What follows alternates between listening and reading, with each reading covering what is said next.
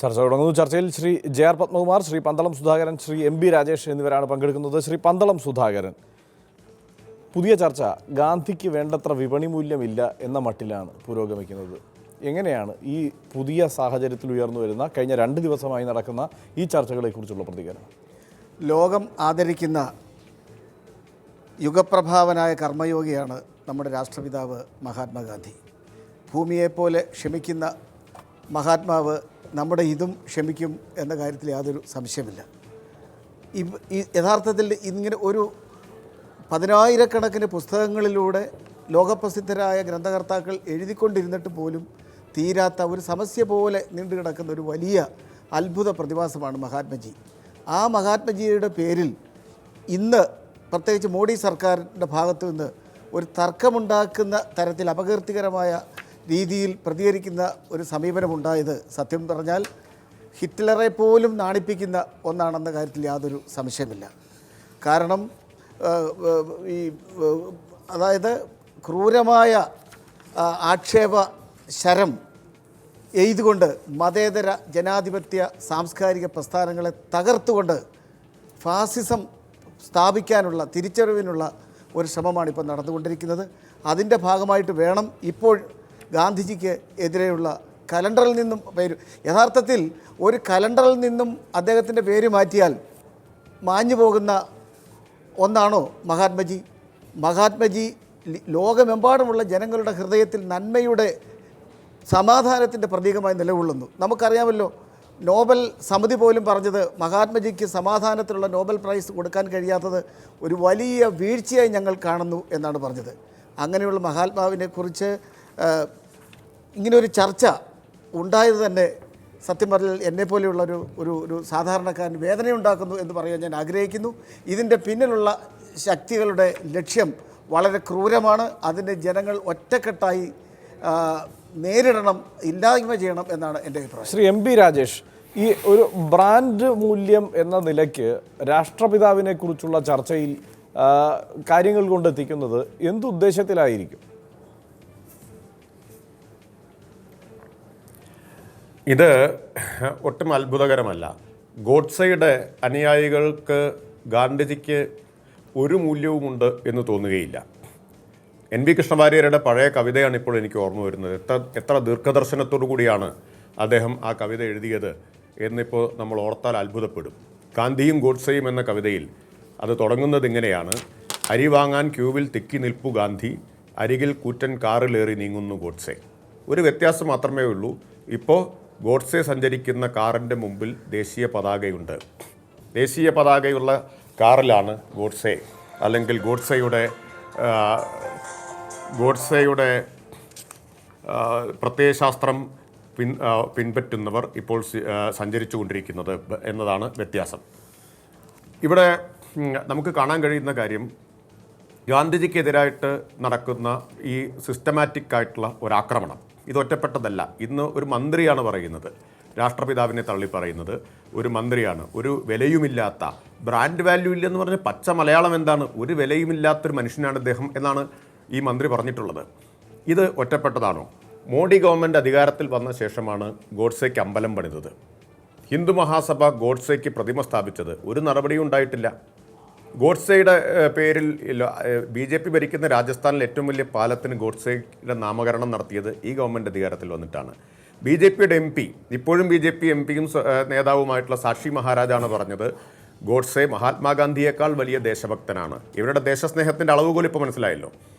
അപ്പോൾ ഇത് ഗാന്ധിജിക്ക് എതിരായി നടക്കുന്ന സിസ്റ്റമാറ്റിക് ആയിട്ടുള്ള ആക്രമണം യഥാർത്ഥത്തിൽ ഒരു രാഷ്ട്രവീക്ഷണത്തിന് തന്നെ, ഗാന്ധിജി പ്രതിനിധീകരിച്ച രാഷ്ട്രവീക്ഷണത്തിന് തന്നെ എതിരായിട്ടുള്ള ഒരു ആക്രമണമാണ്. മതനിരപേക്ഷ ജനാധിപത്യ രാഷ്ട്രവീക്ഷണത്തിനെതിരായിട്ടുള്ള ആക്രമണമാണ്. അതിനെ തകർക്കുന്നതിന് വേണ്ടിയിട്ടാണ് ഇപ്പോൾ മഹാത്മാഗാന്ധിയെ ലക്ഷ്യം വയ്ക്കുന്നത്. അപ്പോൾ യഥാർത്ഥത്തിൽ ഗാന്ധിജിക്ക് മൂല്യമില്ല എന്ന് പറയുന്നതിനർത്ഥം ഗാന്ധിജി പ്രതിനിധീകരിച്ച ദേശീയ പ്രസ്ഥാനത്തിൻ്റെ മൂല്യങ്ങളെ മുഴുവൻ നിരസിക്കുകയാണ്. അത് ബ്രിട്ടീഷ് വിരുദ്ധ സമരത്തിൻ്റെ മൂല്യങ്ങളെ മുഴുവൻ നിരസിക്കുകയാണ്. ഒട്ടും അത്ഭുതം അക്കാര്യത്തിലില്ല. സവർക്കർ ഇവരുടെ ഇതിഹാസ നായകനാണ്. സവർക്കറെ ഇവർ വീര സവർക്കർ എന്നേ വിശേഷിപ്പിക്കാറുള്ളൂ. ബ്രിട്ടീഷുകാർക്ക് മാപ്പെഴുതി കൊടുത്ത സവർക്കർ മുതൽ ബ്രിട്ടീഷ് കോടതിയിൽ മാപ്പപേക്ഷിച്ച ഇപ്പോഴും ജീവിച്ചിരിക്കുന്ന അടൽ ബിഹാരി വാജ്പേയി വരെയുള്ളവരുടെ പാരമ്പര്യമാണ് സംഘപരിവാറിൻ്റെ പാരമ്പര്യം. ആ പാരമ്പര്യം പ്രതിനിധീകരിക്കുന്നവരാണ് ഇന്ന് അധികാരത്തിലിരിക്കുന്നത്.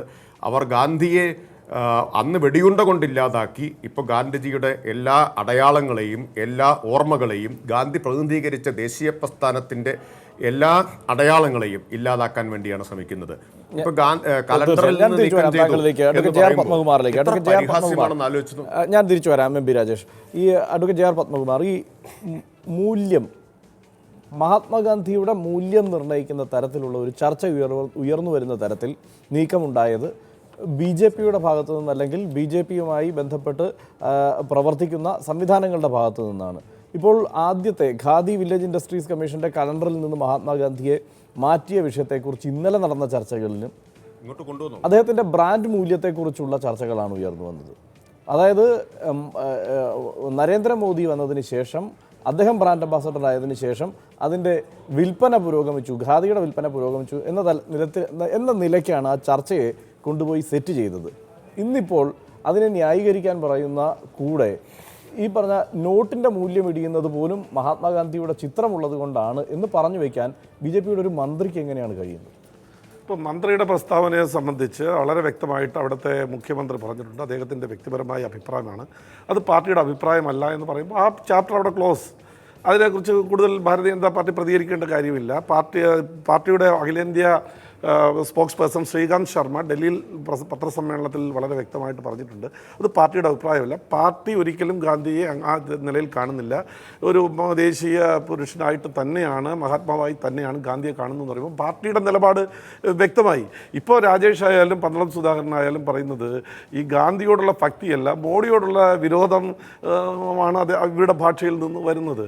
ഇപ്പോൾ ഈ ആവശ്യമില്ലാത്ത കാര്യങ്ങളാണ് പറയുന്നത്. മോഡി ഗവൺമെൻറ് വന്നതിന് ശേഷം ഞങ്ങൾ ചെയ്തിട്ടുള്ള കാര്യങ്ങൾ യഥാർത്ഥത്തിൽ മഹാത്മാഗാന്ധിയുടെ ആശയങ്ങളെ പ്രാവർത്തികമാക്കാനാണ് ശ്രമിച്ചിട്ടുള്ളത്. കോൺഗ്രസ് ചെയ്തിട്ടുള്ളത് ഈ ഖാദി ഉൾപ്പെടെയുള്ള കാര്യങ്ങൾ അഴിമതിക്കാരുടെ യൂണിഫോം ആക്കി മാറ്റാനാണ് അവർ ശ്രമിച്ചിട്ടുള്ളത്. ഞങ്ങൾ ഗാന്ധിയെ ഒരിക്കലും നിന്ദിക്കുന്ന തരത്തിലുള്ളൊരു നിലപാട് ഭാരതീയ ജനതാ പാർട്ടി എടുക്കുന്നില്ല.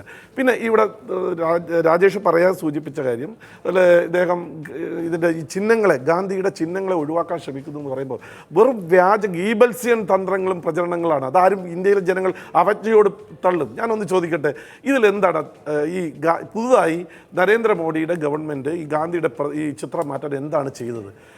ഒരു ചെറിയൊരു ഉദാഹരണം പറയാം. 2005 ഒന്നാമത്തെ UPA, 2004 അത് തുടർന്ന് 2009 വരെ ഉണ്ടായിരുന്നു. 2005 ഇതേ ഖാദി ആൻഡ് വില്ലേജ് ഇൻഡസ്ട്രിയൽ അതിൻ്റെ കമ്മീഷൻ്റെ നിങ്ങൾ കലണ്ടർ പരിശോധിച്ച് നോക്കുക, അതിൽ ഗാന്ധിയുടെ പടമില്ല. ഇന്ന് വളരെ സോഷ്യൽ മീഡിയയിൽ വളരെ വ്യക്തമായിട്ടുണ്ട്. അതിൽ ഖാദി സാരി മാത്രമാണ് 2005 കലണ്ടറിൽ. 2011 കലണ്ടർ എടുത്ത് പരിശോധിച്ച് നോക്കുക, ഡയറി എടുത്ത് പരിശോധിച്ച് നോക്കുക. അതിലെ ചിത്രം എന്ന് പറഞ്ഞാൽ ഖാദി ഉൽപ്പാദിപ്പിക്കുന്ന ഉപകരണങ്ങൾ, ചർക്ക ഉൾപ്പെടെയുള്ള, നൂൽ ഉൾപ്പെടെയുള്ള മറ്റു ഉപകരണങ്ങളാണ്. 2012 കലണ്ടറിനകത്ത് വളരെ വ്യക്തമായിട്ട് കുറേ സീനറികൾ മാത്രമാണ്.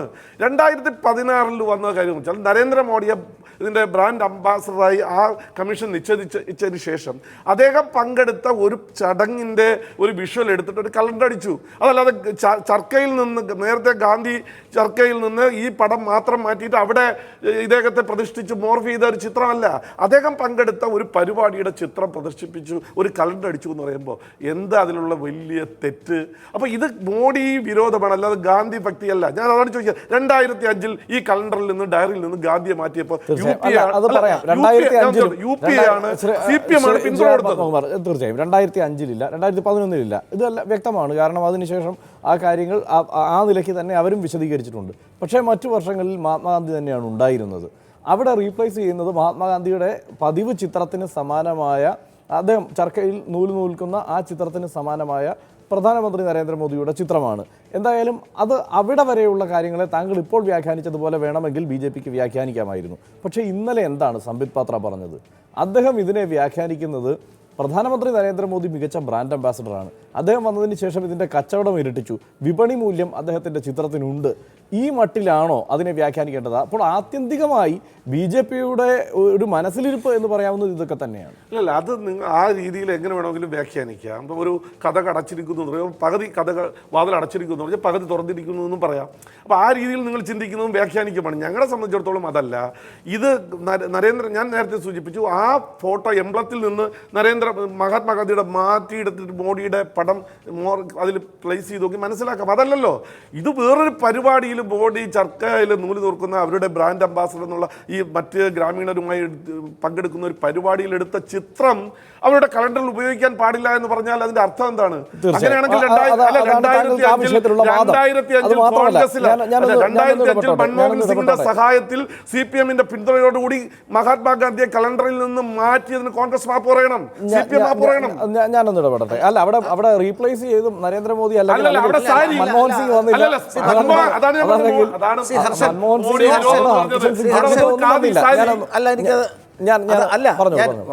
വളരെ വളരെ ക്രൂരമായി പോയി പ്രിയപ്പെട്ട ശ്രീ പത്മകുമാർ. ഞങ്ങൾ മഹാത്മാഗാന്ധിയുടെ ഈ ഖാദിയുടെ കമ്മീഷൻ്റെ കലണ്ടറിൽ നിന്ന് ഗാന്ധിയുടെ പടം മാറ്റി എന്നതല്ല ഞങ്ങൾ പറയുന്നത്. അതിനേക്കാൾ അപ്പുറമായി മഹാത്മാഗാന്ധി ചർക്കയുടെ മുമ്പിൽ നിൽക്കുന്ന ആ ചിത്രത്തിൻ്റെ പ്രതീകം എന്ന് പറഞ്ഞ് ഇന്ത്യയുടെ ദേശീയ സ്വാതന്ത്ര്യ സമരത്തിൻ്റെ പോരാട്ടത്തിൻ്റെയും അതേപോലെ തന്നെ പിന്നെ സ്വയം പര്യാപ്തതയുടെയും, അതായത് മഹാത്മജി 1921 മുതൽ ദേശീയ സ്വാതന്ത്ര്യ സമര പ്രസ്ഥാനത്തിൻ്റെ പ്രധാന അദ്ദേഹം നൽകിയ 2 ആയുധമാണ്. ഒന്ന് ഈ പിന്നെ സ്വദേശി പ്രസ്ഥാനവും അതുപോലെ തന്നെ അഹിംസയും. അത് രണ്ടും അതിൻ്റെ ഒരു സിമ്പലാണ് യഥാർത്ഥത്തിൽ. ഇവിടെ ശ്രീ രാജേഷ് പറഞ്ഞതിൽ നമുക്ക് ചില ദേശീയ ചിഹ്നങ്ങളുണ്ട്. ദേശീയ സ്വാതന്ത്ര്യ സമരത്തിൻ്റെ മഹാത്മാഗാന്ധി ഈ രാജ്യത്തിന് നൽകിയ, ലോകത്തിന് നൽകിയ ഏറ്റവും വലിയ 2 ഒരു സിമ്പലാണ്. അദ്ദേഹം പറഞ്ഞിരിക്കുന്നത് എന്താണ്?